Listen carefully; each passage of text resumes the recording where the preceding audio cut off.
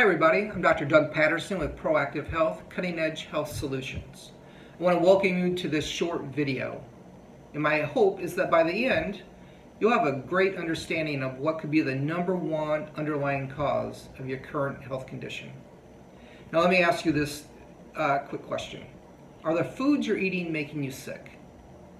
Now I've heard a lot of yeses already, and you just wish you knew which foods those were. And some of you are thinking, I don't know, never even thought about food making me sick. I mean, we eat it for nutritional value, right? Well, either way, I want you to know that you're listening to this video and watching it, and it's not by mistake. So let's get started. In our office, we test for food sensitivities. Now let me explain that. Now, food allergy is an IgE immune response. It's immediate. You know, you eat a peanut and your throat starts to itch and you might even break out in hives, or worse yet, everything starts to swell shut. If you're that person, you carry an EpiPen. But a food sensitivity is a delayed immune response. It's an IgG immune response. It happens anywhere from 3 to 72 hours later. I know, that's 3 days.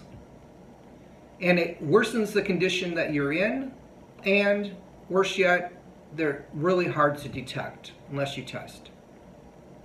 So on this report from a patient, a sample is that they were reactive to pineapple, kidney beans, dairy, which is always a biggie with a lot of people, wheat, and we even tested for Candida albicans, which is a yeast infection in the gut.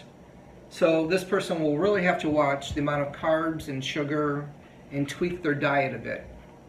In functional medicine, we do something that not a lot of other, especially in the mainstream medicine, doesn't do.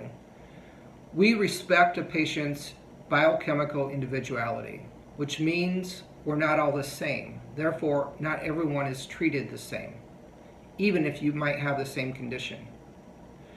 You might have heard this: one man's food is another man's poison. Now let me represent that with a short story. There's a patient who, after pregnancy, wanted to lose some weight, and she was doing really well until she hit a wall at about 20 pounds.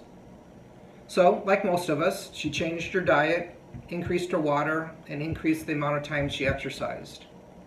But nothing was happening. Have you been there? I have. So what she did was she decided to get tested for food sensitivities, and lo and behold, chicken came up. So she removed chicken from her diet, and within about 4 to 5 weeks, she was able to lose the remaining 20 pounds.